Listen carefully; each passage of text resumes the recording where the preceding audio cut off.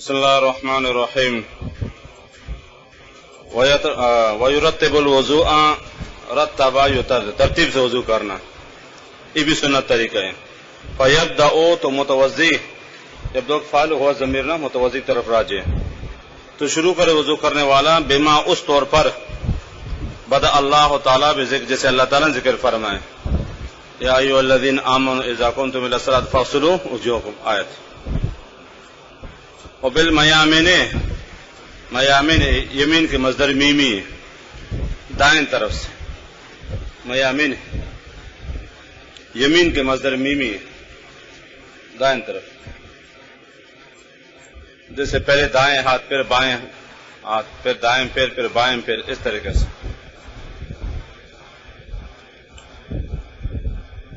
وترتیب فی الوضوء سنت عندنا، ترتیب احناف ہمارے نزدیک ہے سنت ہیں، وعند شافعی فرض، امام شافعی رحمہ اللہ کے نزدیک فرض ہے۔ امام شافعی کی دلیل لقولہ تعالی، اللہ تعالیٰ کے ساتھ فاغسلوا وجوہکم الآیہ، والفاء للتعقیب،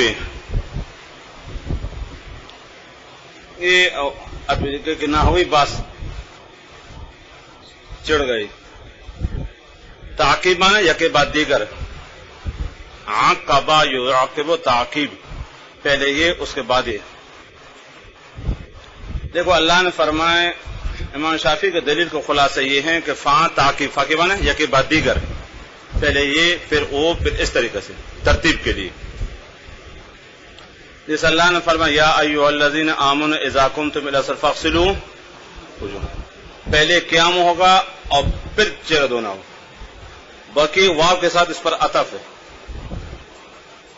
باقی اس پہ عطف ہے، تو پہلے قیام ہے اور پھر کیا ہے؟ غسل ہے۔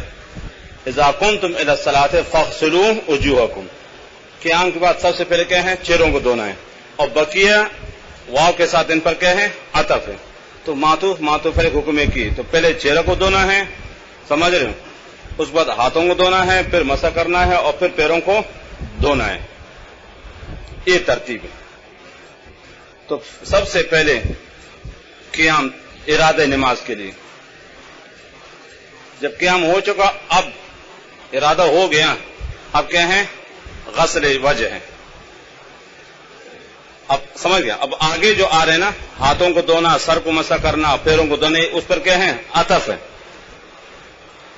یہ اس پہ عطف چل رہا ہے، تو لہذا فا تحقیق، پہلے قیام ہوگا، ارادہ ہوگا، پھر کیا ہے؟ غسل وجہ ہے، غسل وجہ ہے، اور باقی اعضاء کو غسل کیا ہے؟ عطف ہے۔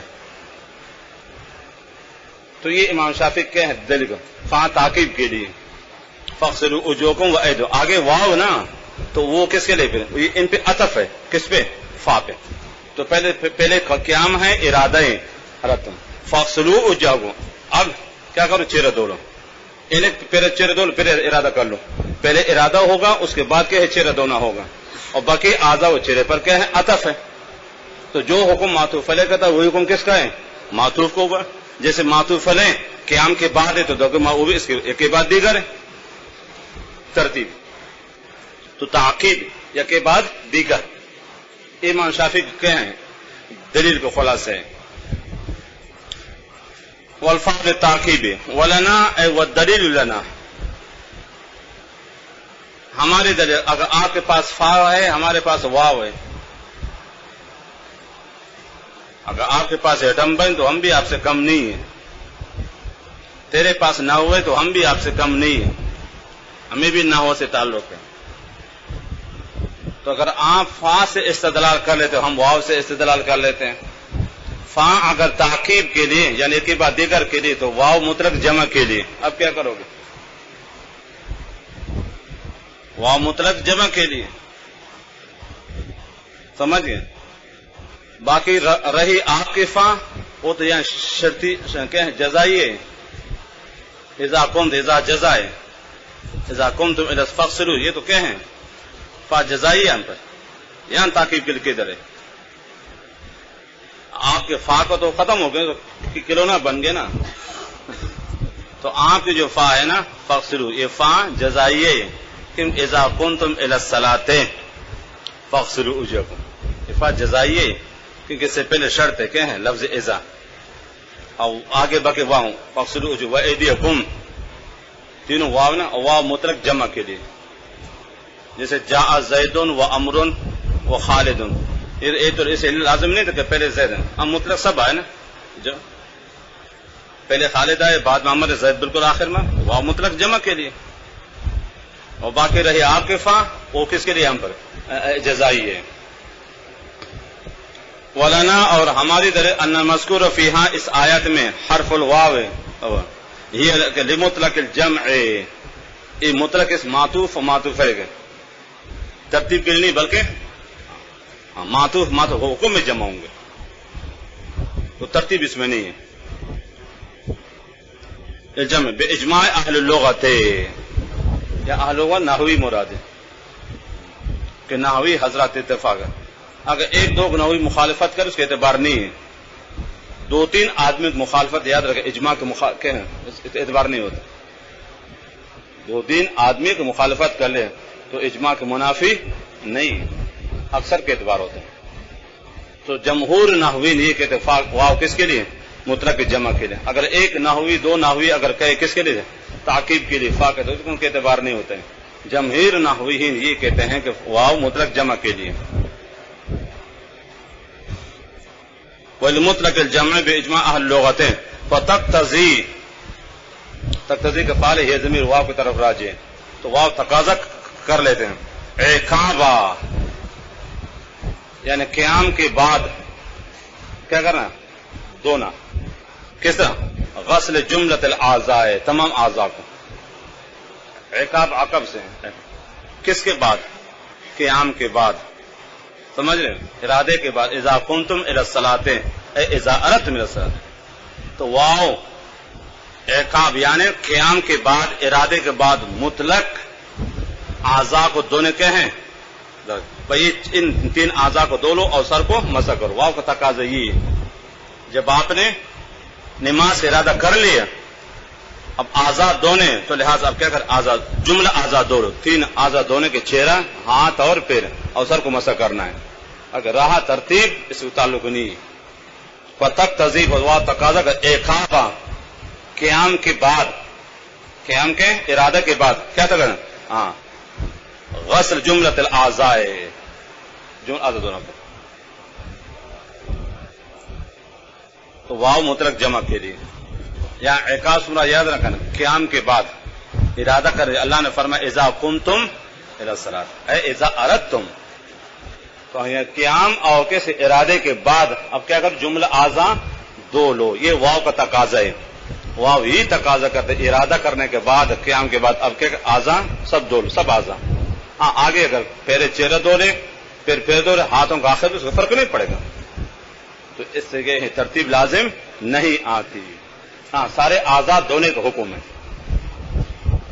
ہاں چونکہ آپ صلی اللہ علیہ وسلم اور صحابہ کرام امت کا عمل ہے پہلے دائیں اور پھر بائیں پھر اس طرح کے یہ ترتیب سنت ہے اس طریقے سے دائیں بائیں بھی اور پہلے چہرے جس طرح اللہ نے ذکر فرمائے ٹھیک ہے سنت ہم بھی اقرار کرتے ہیں لیکن اس سے کہ ترتیب فرض واجب ہونا یہ محال ہے اس سے احناف کہتے ہیں سنت ہے چونکہ آپ صلی اللہ علیہ وسلم صحابہ کرام پوری امت کے یہ عمل ہے پہلے تو کہیں چہرے کو دھوتے پھر ہاتھوں کو پھر مسح کرتے پھر پیروں کو دھو جیسے اللہ تعالیٰ نے ذکر کر دے تو ٹھیک ہے سنت کے لحاظ رکھتے ہوئے اس طرح عمل کرنا چاہیے تاہم اگر کوئی غلطی سے ایسے حرکت کر لے پہلے ہاتھ دھو لے پھر پیر دھو لے مسح کر آخر میں چہرے دھو لے تو وضو ہو جائے گا اسے فرق نہیں پڑتا والبدایت بالمیامن اور دائیں طرف سے شروع کرنا لقول السلام ان اللہ تعالی یحب التیامن فی کل شیء حتی التنعل والترجل اللہ تعالیٰ پسند فرماتے ہر چیز میں یہاں تک کہ جوتے پہننے میں اور کنگھی کرنے میں تنعل نعل سے باب تفاعل جوتا پہننا اور ترجل کنگھی کرنا ترجل ان الفاظ کوئی حدیث نہیں ہے اصل حدیث ہے کان رسول اللہ صلی اللہ علیہ وسلم یحب التیامن فی کل شیء حتی فی طہورہ وتنعلہ وترجلہ وفی شأن کلہ اصل حدیث ہے اس لفظ کے ساتھ حدیث نہیں ہے اصل یہ کان رسول اللہ صلی اللہ علیہ وسلم صدیقہ فرماتے ہیں یحب التیمم فی کل شیء حتی فی طہورہ وتنعلہ وترجلہ وفی شان کلہ، کہ آپ صلی اللہ علیہ وسلم ہر کام میں دائیں طرف پسند فرماتے، یہاں تک کہ جوتے پہنے پہلے دائیں پیر پھر بائیں پیر، کنگھی کرنے پہلے دائیں طرف اور پھر بائیں طرف، اس طریقے سے فی شان کلہ، لباس میں قمیض پہنے پھر دائیں قمیض آستین پھر بائیں، شلوار پہنتے پھر دائیں پانچے پھر بائیں پیچ، اس طریقے سے. اصل حدیث یہ کان رسول اللہ صلی اللہ علیہ وسلم یحب التیمم فی کل شیء حتی فی طہورہ وتنعلہ وترجلہ وفی کل شانہ، تمام معاملات.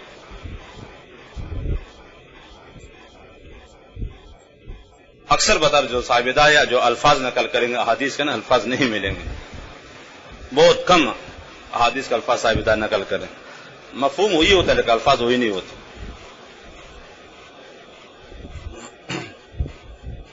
حتی التنعل والترجل فی کل شیء، حتی التنعل والترجل، یہ اسی بات ہے. تنعل جوتا پہننا، چپل موزے پہننا، اور ترجل کنگھی کرنا، پہلے دائیں طرف اور پھر بائیں طرف.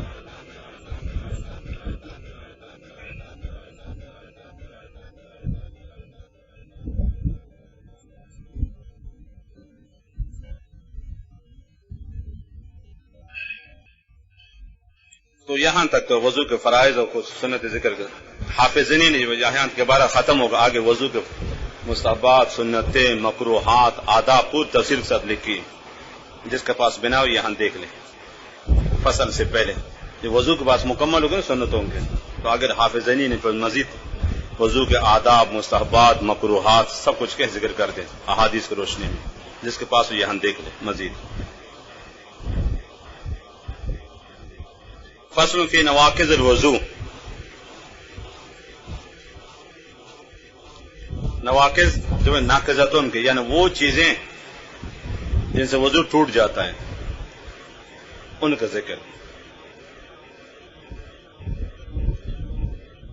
فرمایا المعانی الناقض، معنی اسباب، معنی کہ وہ اسباب، وہ علتیں، وہ چیزیں، وہ افعال جن سے وضو ٹوٹ جاتا ہے. معنی معنی کے جمع ہے، وہ اسباب، وہ چیزیں، وہ افعال، وہ اعمال جن سے وضو ٹوٹ جاتا ہے. الناقضۃ جو توڑنے والی ہے للوضوء. نمبر 1 کل ما یخرج من السبیلین، پہلے پیشاب پاخانے چیزیں، لقولہ تعالی، دلیل پیش کرنا. او جاء احد منکم من الغائط، جاء اے فرغ، افعال ایک دوسرے آ جاتے، کوئی فارغ ہو جائے کس سے؟ قضا حاجت سے. پہلے زمانے میں بیت الخلاء نہیں ہوتے تھے، اب تک دیہاتوں میں یہ نا لوگ کھیتوں میں جنگلوں میں جا قضا ہے پھر واپس آ جائے، اس لیے جا فرمایا. یہ تو گھروں میں بیت الخلاء بھی بنے نا، اب شوہر بیٹا وہ بیوی سن رہی ہے اس طرح یہ تو سلسلہ ابھی شروع ہو گیا، ورنہ دیہاتوں میں اب تک یہ سلسلہ نہیں ہے. لوگ دور جا کے کہیں قضا حاجت کے لیے. ہمارے بریوں کہتے گودانک، بلوچی میں گودانک کہتے اس کو.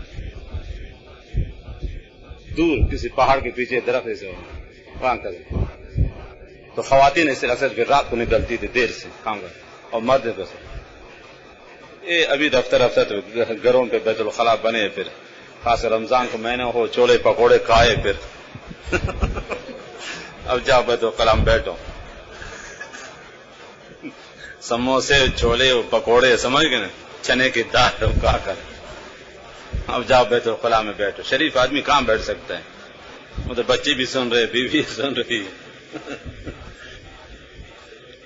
یا شہروں کی مجبوری. یہاں تو لوگوں میں خاص نہیں کہ جتنا زوردار دھماکہ کے کہ صحت اچھی ہوتی ہے، کہ یہ صحت کے لیے مفید ہے، چاہے خاموش شگفتہ ہو یا صوتی شگفتہ ہو، ایک ہی چیز ہے کہ صحت کے لیے مفید ہے، چاہے خاموش گفتہ یا صوتی، کہ دونوں کی صحت کو مفید ہے. وہاں مجال ہے تو ایسے کرے، اگر مجبوری کیا کرے بس. تو پہلے زمانے میں بیت الخلاء وغیرہ نہیں ہوتے تھے، اسے او جا احد میں لوگ جاتے دیہاتوں وہاں پہ فارغ آ جاتے ہیں یہ. لیکن اب ضرب بیت الخلاء تو وہاں کا فرغہ کے معنی میں غائط قضاء حاجت.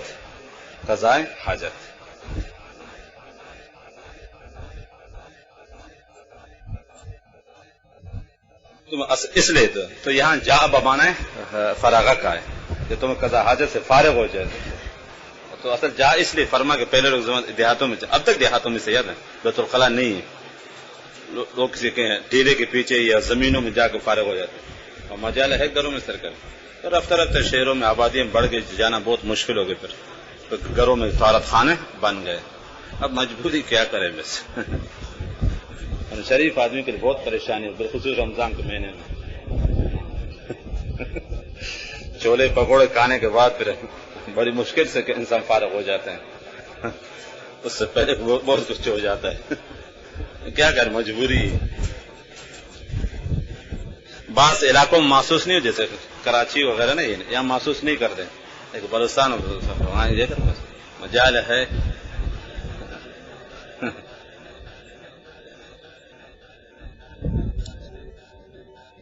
تو اس طرح او جا تو جا بمانا فراغہ کا ہے کہ تم میں سے فارغ ہو جائے من الغائط قضاء حاجت سے، چاہے جنگل ہو، دشت بیابان ہو، یا زمانہ حال ہے جو بیت الخلاء بنے گھروں میں، اس سے فارغ ہو جائے.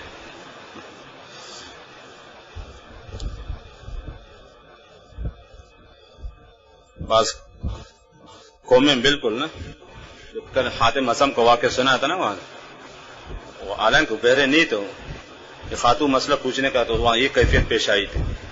تو خاتون یہ سمجھ شاید اس نے سنا ہوگا، حالانکہ اس نے محترم حالانکہ سن لیا تھا، زور بور میں نہیں سنتا ہوں، اس کے لاج رکھی. اس شریف آدمی کے ایک نکل کو مر جائے گا، پھر کبھی وہاں قدم نہیں رکھے گا. یہاں فرما کہ یہاں نکلے کو کوئی فرق نہیں پڑے گا، صحت اچھی ہوتی ہے کب تک روکو گے، چاہے خاموش ہو یا سوتی ہو، ایک ہی چیز ہے.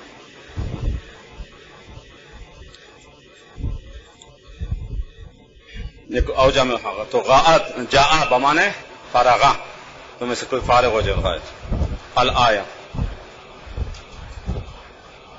الى آخر الآیہ یا خذ الآیہ، مختلف ترکیبیں. وقیل لرسول اللہ صلی اللہ علیہ وسلم ما الحدث، کہ آپ صلی اللہ علیہ وسلم پوچھا گیا کون سی چیز وضو کو توڑ دیتی ہے؟ قال ما یخرج من السبیلین، کہ ہر وہ چیز سبیلین سے نکل جائے. ان الفاظ باقاعدہ حدیث نہیں،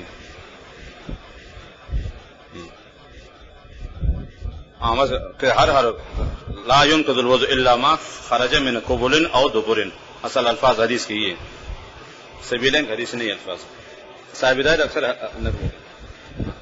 لا ينقض الوضوء الا ما خرج من دبر او قبل. وکلمۃ الماء عامۃ کل ما، صاحب ہدایت لفظ ماء عام ہے، فتناول معتاد و غیر معتاد کہتے ہیں نا پیشاب پاخانہ، اور غیر معتاد جو خون نکل جائے اسے، یا پیپ نکل جائے، یا کوئی بھی ہو.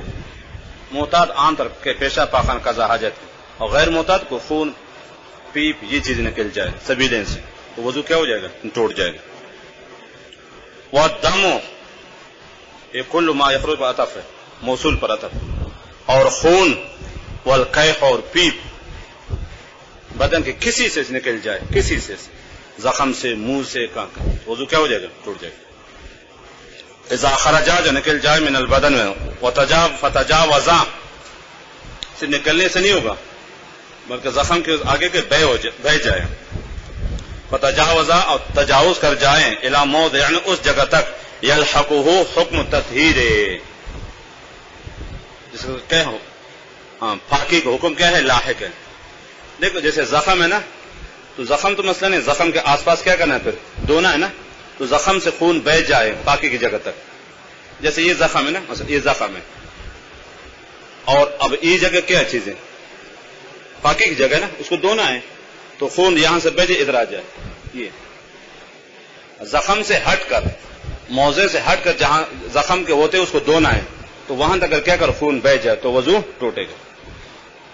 تو موضع سے مراد کہ جہاں سے کہ خون نکلتا ہے, پیپ نکلتا ہے, اس کے آس پاس کی جگہ جو عام طور پر اس جگہ کو دھویا جاتا ہے. تو صرف نکلنے سے وضو نہیں ٹوٹے گا, بلکہ نکلنے کے ساتھ ساتھ کیا کریں, بہ جائے اور اس جگہ تک پہنچائے کہ عام طور پر اس کو کیا ہے دھویا جاتا ہے, وہ جگہ صاف. تو وہاں تک خون بہنے لگے, پیپ بہنے لگے تو وضو ٹوٹ جائے گا. صرف ظاہر ہونے سے کچھ نہیں ہوتا ہے. زخم سے خون ظاہر ہو گیا, کہ بہا نہیں تو کچھ نہیں ہوگا.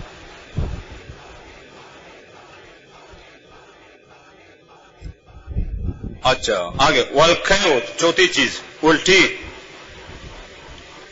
مل الفے, جب اسم ہو تو مصدر میں منہ بھر جائے, اور اگر فعل ہو تو مال الفما, جو منہ کو بھر دے, منہ کو بھر دے, تو اس سے وضو کیا ہو جائے گا, ٹوٹ جائے گا. تو پہلی چیز جو سبیلے سے نکل جائے چاہے جو بھی ہو, اور دوسری چیز خون تھا, اور تیسری پیپ, اور چوتھی چیز کیا ہے الٹی. الٹی جو بھی ہو, چاہے کھانے کی چیز ہو, پانی کی چیز ہو, کڑوا پانی ہو, خون ہو, جو بھی ہو, جو منہ بھر کر آ جائے تو اسے وضو کیا ہو جائے گا, ٹوٹ جائے گا. وقال الشافعی الخارج من غیر سبیلین. آگے جو دوستو بات آ رہی تو مشکل ہے. امام شافعی رحمہ اللہ کے نزدیک سبیلین کے علاوہ بدن کے کسی سے خون نکل جائے کچھ بھی نہیں ہوگا, چاہے منہ سے نکل جائے, کان سے نکل جائے, زخم سے نکل جائے, بہتا رہے, فرق نہیں پڑے گا, پڑھو نماز. سمجھ گئے, وضو نہیں ٹوٹے گی امام شافعی کے نزدیک. اور وجہ اس کی یہ ہے کہ امام شافعی کے نزدیک, میں نے کل بتا دیا تھا کہ بعض مسائل امر تعبدی اور بعض مسائل معقولی. یہ تمہید یاد رکھا کہ سبق مشکل ہے. امر تعبدی وہ مسئلہ ہے جہاں عقل مانے یا نہ مانے, یعنی خلاف عقل خلاف قیاس ہو. عقل تو نہیں مانتی, قیاس نہیں مانتا, لیکن پھر بھی شریعت کا حکم ہے. اور امر معقولی وہ ہیں جو عقل بھی اس کو تسلیم کر, ہاں ایسا ہونا چاہیے, ایسا ہو سکتا ہے. اس تمہید اب استنجا کو لے لو نا. اب وضو یہ امر تعبدی, چہرہ کو دھونا, ہاتھوں کو دھونا, پیروں کو دھونا, اور سر کو مسح کرنا. تو عقل کا تقاضے سے استنجا کر بس کام چل جائے نا, چہرہ دھونے کی کیا ضرورت ہے, اور چہرے کا کیا قصور ہے, کرے کو اور برے کو اور. غلطی ہو سبیلین کے اور دو لو چہرے کو. عقل تو نہیں مانتی, تو عقل کا تقاضا صرف کیا استنجا کرو بس, جو جگہ ناپاک ہوگی اس کو دھو لو بس. چہرے کو کیوں دیں, چہرے کا کیا قصور ہے, ہاتھ کا کیا قصور ہے, پیروں کا کیا قصور ہے, سر کا کیا قصور ہے, کیوں مسح کرتے ہو, خیر تو ہے. تو عقل کا تقاضا یہ کہ صرف کیا ہے سبیلین کو دھو کر استنجا سے کام چلنا چاہیے, آگے چہرہ دھونے کی ضرورت نہیں ہے. لیکن شریعت کو حکم اللہ نے فرمایا کہ اذا قمتم الی الصلاۃ فاغسلوا وجوہکم, چہرہ دھو لو, ہاتھوں کو دھو لو, سر کو مسح کر پیروں دھو لو, بس اللہ کا حکم ہے. جب اللہ کا حکم آگے نا, بس آگے کیا ہے, کسی کی نہیں چلتی, عقل مانے یا نہ مانے. تو اب امام شافعی رحمہ اللہ تعالی فرماتے کو سبیلین کے کیا ہے, یعنی استنجا یہ تو امر معقولی. باقی اعضاء کو دھونا, چہرہ کو دھونا, پیر کو دھونا, ہاتھوں کو دھونا, سر کو مسح, یہ امر تعبدی شریعت کا حکم ہے, اور یہ خلاف عقل ہے. اور یہ اصول ہیں کہ جو آیات اور حدیث خلاف عقل ہو, خلاف قیاس, اس پر مزید آپ قیاس نہیں کر سکتے. قیاس کی شرح پڑھیں گے انشاءاللہ, کہ جو نص آیات حدیث خلاف عقل ہو, خلاف قیاس, اس پر مزید آپ قیاس نہیں کر سکتے. اب یہاں چہرہ کو دھونا, ہاتھ کو دھونا, یہ خلاف قیاس ہے, خلاف عقل ہے. قیاس کا تقاضے کہ چہرہ دھونا نہ پڑے, ہاتھوں کو دھونا نہ پڑے, پیروں کو دھونا نہ پڑے, اس میں کیا قصور ہے, یہ خود خلاف قیاس ہے, خلاف عقل ہے. لہٰذا ان پر مزید اب قیاس نہیں کر سکتے. جب مزید قیاس نہیں کر سکتے, بدن سے کسی سے خون نکل جائے تو وہاں وضو نہیں ہے. وضو کیوں نہیں ہوتا؟ کہ سبیلے سے کوئی چیز نکلی نہیں اور منہ سے نکلے, کیا فرق؟ اس سے فرق نہیں پڑتا ہے, اس سے فرق نہیں پڑتا. کیونکہ وہ جو اعضاء اربع ہے نا, وجہ, یدین اور رجلین اور مسح, یہ خود خلاف قیاس ہے. قیاس کا تقاضا یہ ان کو دھونا نہ پڑے, لیکن چونکہ اللہ کا حکم ہے ہمیں دھونا پڑتا ہے. تو اصول یہ ہے قیاس کا کہ جو آیات اور نص حدیث خلاف قیاس پر مزید اب قیاس نہیں کر سکتے, وہ خود خلاف قیاس ہے. اعضاء اربع جب وہ خود خلاف قیاس ہے تو مزید آپ قیاس نہیں کر سکتے. لہذا سبیلین کے علاوہ مزید آپ کیا ہیں, آپ قیاس نہیں کر سکتے. تو منہ سے, ناک سے, زخم سے خون نکل جائے تو وضو نہیں ٹوٹے گا. امام شافعی کی دلیل. اور آگے پہ حدیث بھی نقل کر دی. وقال شافعی الخارج من غیر سبیل کے لا ينقض الوضوء, باب فعل سے ایک حدیث میں لما روی انہ علیہ السلام قاء فلم يتوضا, آپ کو کہیں آگے اپنے وضو نہیں فرمائے. یہ نہیں کہ تھوڑی سے کہتے, یاد رکھنا. اور تھوڑی کیسے ہم بھی کہتے کہ وضو نہیں ٹوٹتا ہے, منہ بھر کر تھوڑی ہے. یہاں تک تو حدیث امام شافعی کے. اور دوسری دلیل اب جو اصل بتا رہا تھا امام شافعی کی, امام شافعی کی نقلی دلیل تھی اور آگے عقلی. بولے ان الغسل غیر موضع کہیں لفظ کہیں اصابت, جہاں گندگی لگی ہوئی نا وہ سبیلے نا, اس کے علاوہ کسی اور جگہ کو دھونا امر تعبدی. وہ کیا چیز ہے امر؟ مثلا چہرہ کو دھونا, ہاتھوں کو دھونا, سر کو مسح کرنا, پیروں کو دھونا, یہ تو خلاف قیاس ہے, خلاف عقل ہے, لیکن اللہ کا حکم ہے لہٰذا میں دھونا پڑتا ہے. امر تعبدی فیقتصر علی مورد شرع, یہ تکے ہیں منحصر ہے, موقوف ہے کس کے؟ شریعت کے حکم پر. چونکہ خلاف قیاس ہے تو لہذا یہ چونکہ حکم کس کے لیے؟ سبیلین کے بارے میں. کون سے؟ فاغسلوا وجوہکم وایدیکم, یہ سبیلین کے بارے. لہذا سبیلین سے کوئی چیز نکل جائے تو وضو ٹوٹے گا, اور سبیلین کا علاوہ تو وہاں وضو نہیں ٹوٹے گا, چونکہ یہ آیت خود خلاف قیاس ہے, خلاف قیاس ہے. اس پر مزید نیا قیاس نہیں کہ یہ منحصر صرف کس کے بارے میں؟ سبیلین کے بارے میں. ہاں سبیلین سے کوئی چیز نکل جائے تو کیا کرو؟ وضو کر لو. اذا قمتم الى الصلاة فاغسلوا وجوهكم وغیرہ. بولے ان غسل غیر موضع اصابت, جہاں کے گند, اس کے علاوہ دونوں امر تعبدی, جب امر تعبدی ہے تو مزید اس پر قیاس نہیں کر سکتے. فیقتصر, پس منحصر ہوگا, مقید ہوگا اعلی مورد شرع, جہاں شریعت کو حکم وارد ہے, یا اور شریعت حکم یہاں کے کیا چیز؟ سبیلین کے بارے میں. قضاء حاجت کر رہے ہیں اور پھر کیس میں اب جا کے چہرہ ہاتھ دھو لو, یہ صرف یہاں تک موجود ہے, مزید اس پر قیاس نہیں کر سکتے. وہ مخرج المعتاد, اور مورد کیا چیز ہے؟ مخرج معتاد. لہٰذا مخرج معتاد جانتے ہو نا, سبیلین, مخرج المعتاد. تو لہذا سبیلین سے کوئی چیز نکل جائے, چاہے خون ہو, جو بھی ہو, تو امام شافعی کہ وضو ٹوٹے گا. اس کے علاوہ وضو نہیں ٹوٹے گا, کیونکہ جو امر تعبدی آیات نا وضو, وہ اس کے بارے میں, موضع معتاد کے بارے سے, سبیلین کے بارے میں, اور ان کے بارے میں نہیں ہے. یہ امام شافعی رحمہ اللہ کے دلیل کے خلاصہ یہ ہے. ولنا, اور ہماری دلیل قول سے الوضو من کل دم سائل, ہر بہنے والے خون سے. باقی امام شافعی کی جو حدیث ہے نا کہ آپ نے قے کر لی اور وضو نہیں فرما, وہ محمول کس پر؟ قے قلیل پر, تھوڑی سے, اور تھوڑی سے ہم بھی کہتے وضو نہیں ٹوٹتا ہے. ایک حدیث. اور دوسری حدیث وقول علیہ السلام من قاء, جو قے کر لے, اور راعفا, یا جس کے نفسیر پوٹے, راعف یرفو, ناک سے خوب بہ جانا, فی صلاته فلینصرف, تو کیا کرے؟ وہ سلام پھر کے پھر جائے. ولیتوضا, وضو کر لے امر وجوب کے لیے. ولیبنی علی صلاته, اور کیا کر لے؟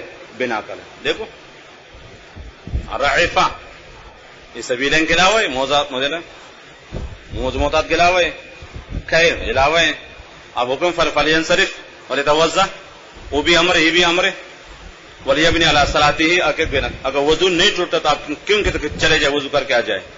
آپ یہ کہنا کہ جا وضو کر کے اس بات کی نشانی کہ وضو ٹوٹ گئے, تو پتہ چلا کہ سبیلین کے علاوہ بدن کے کسی حصے سے, چاہے ناک ہو یا منہ ہو, جہاں سے بھی ہو, گندگی نکل جائے وضو کیا ہو جائے گا؟ ٹوٹ جائے گا.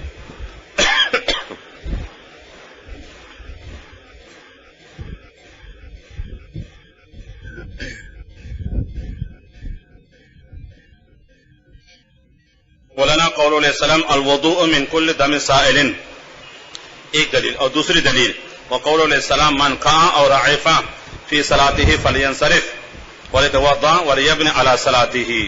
راعف کہتے ہیں ناک کا نکے ہیں نقصیر نکلنے کو، نقصیر کا پھوٹ جانا. یہ بیماری کبھی ہوتا، حضرت عثمان کے دور میں یہ بیماری عام ہو گئی تھی.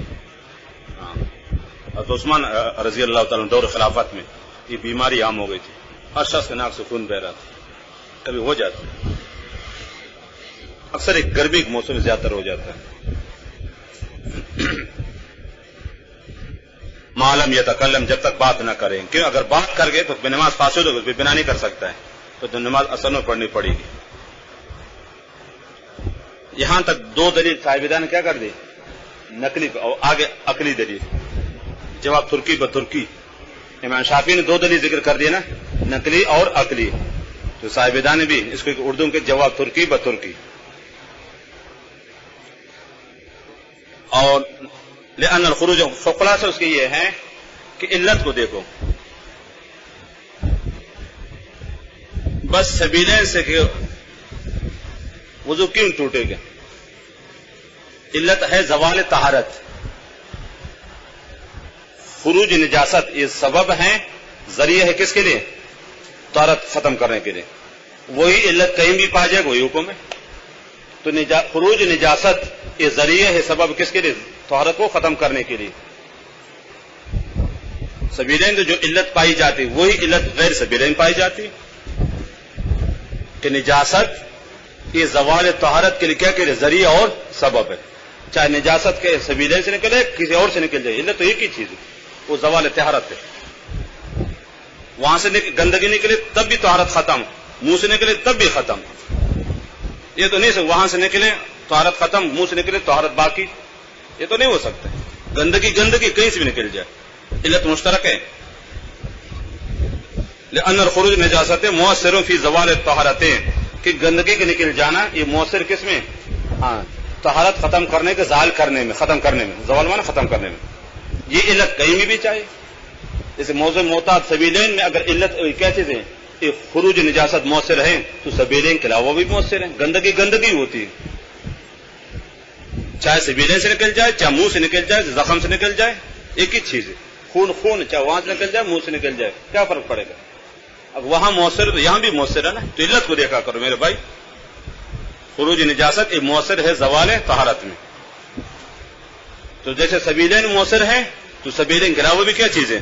خون وہی خون ہے، چاہے منہ سے نکل جائے تب بھی خون ہے، سبیلین سے نکل جائے تب بھی خون ہے، زخم سے نکل جائے تب بھی خون ہے. پیپ وہاں سے نکلے تب بھی پیپ ہے، منہ سے نکلے تب بھی پیپ ہے. گندگی ہو چاہے کہیں سے بھی نکل جائے. راستے میں فرق ہے تو ایک ہی چیز ہے. راستے میں فرق ہے تو ایک ہی چیز ہے. تو سبیلین میں اگر ناقض وضو تو کہ منہ میں کیوں ناقض وضو نہیں؟ خیر تو ہے، ایک ہی چیز ہے. تو جو علت سبیلین میں پائی جاتی موضع معتاد میں کس میں خروج دم ہے، وہ علت یہاں بھی پائی جاتی. لأن خروج نجاست مؤثر، یہ اثر کے ہیں، مؤثر اثر کرنے والی ہیں فی زوال طہارت. وہذا القدر فی اصل المعقول. آگے صاحب کو دماغ کو تو کھچڑی بنائے گا آپ کے. حاصل اس کے یہ ہے، یا اصل سے مراد سبیلین ہے جو مقیس علیہ ہے، اور فرض مراد غیر سبیلین ہے. تو آگے صاحبدہ قیاس کرتے ہیں. امام شافعی نے یہ فرمایا تھا نا کہ سبیلین میں وضو یہ امر تعبدی ہے. سبیلین وضو امر تعبدی ہے، کیونکہ قیاس کا تقاضا یہ ہے کہ سبیلین سے اگر گندگی نکل جائے تب بھی وضو فرض نہ ہو، صرف استنجا سے کام چلنا چاہیے. لیکن وہاں چونکہ اللہ کو حکم ہے لہٰذا وہاں وضو حکم ہے، وضو کرنا پڑے گا. اور یہ اصول کہ جب جو نص خلاف ہے قیاس پر قیاس نہیں کر سکتے، مزید قیاس نہیں. اس لیے امام شافعی فرمان سبیلین کے علاوہ کہ اور گندگی نکل جائے تو اب وضو نہیں ٹوٹے گا.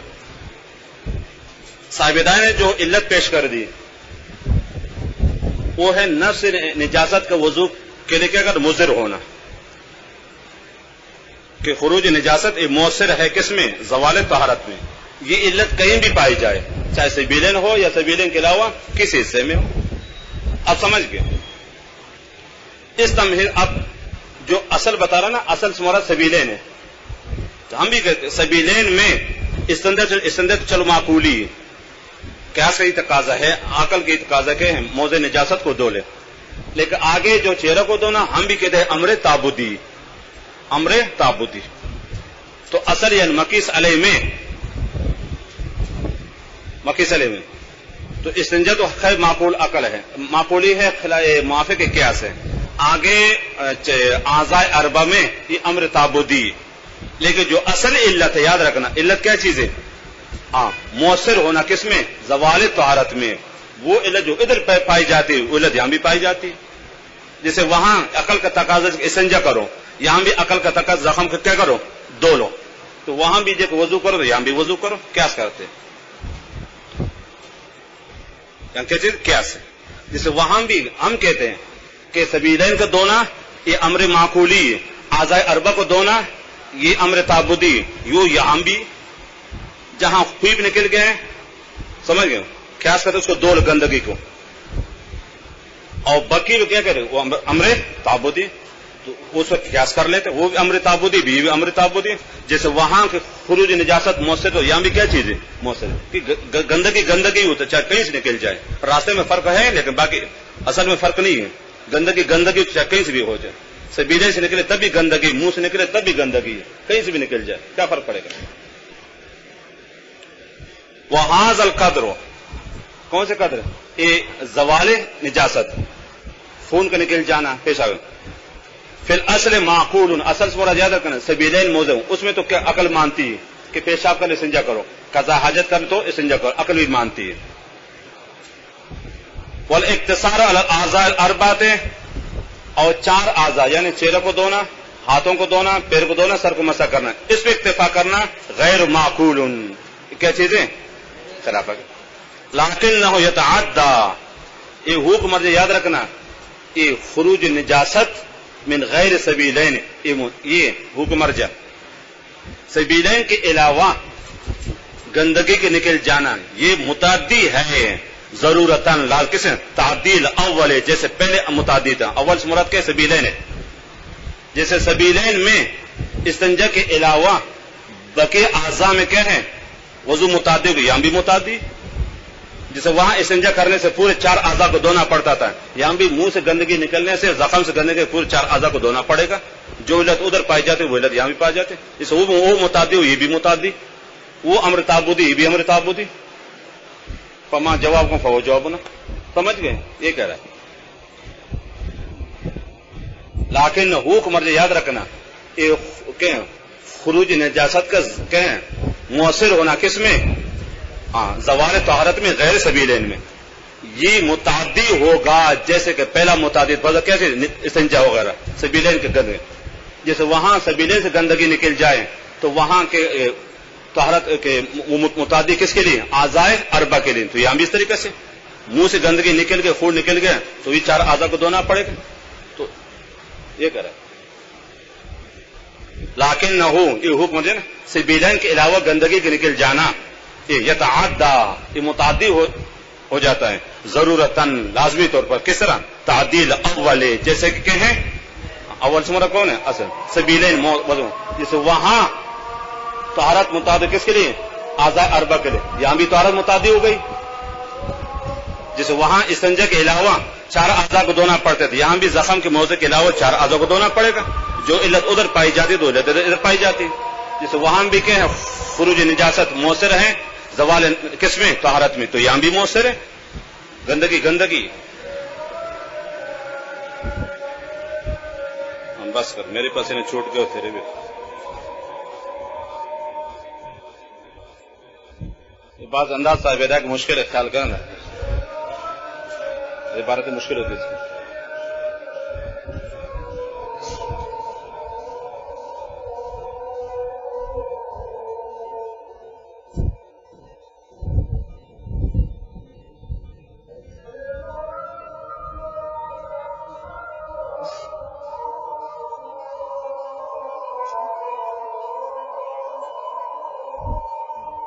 ایک شخص نے اپنی والدہ سے 15,000 روپے ادھار لیے. کچھ عرصہ بعد اس کی والدہ فوت ہو گئی. اور وہ شخص ان پیسوں کا کیا کرے؟ شخص کے دو بہن یہ میراث میں تقسیم کر کیا کرے گا؟ یہ والدہ کی دیگر جائیداد پیسوں کے ساتھ نا ایک اپنے قرضوں سے جائیداد ملا دے، ترکہ میں میراث میں تقسیم کر لے. جسے والدہ کا اور چیزیں نا ترکہ وغیرہ، تو یہ جو 15,000 اس نے اسی ساتھ ملا لے اور میراث کے قانون کے مطابق وہ تقسیم کرے. دو بہن ہیں، ایک بھائی بھی ہے، تو اسی سے جو بہن کو ایک حصہ ملے تو بھائی کو 2 حصے ملیں گے، تو میراث قانون کے مطابق تقسیم کرے. تو یہ والدہ کے ترکہ میں شمار ہے. مقصد یہ اب ورثہ ہم کون کون کو دے کے اسی سے تقسیم کرے. پھر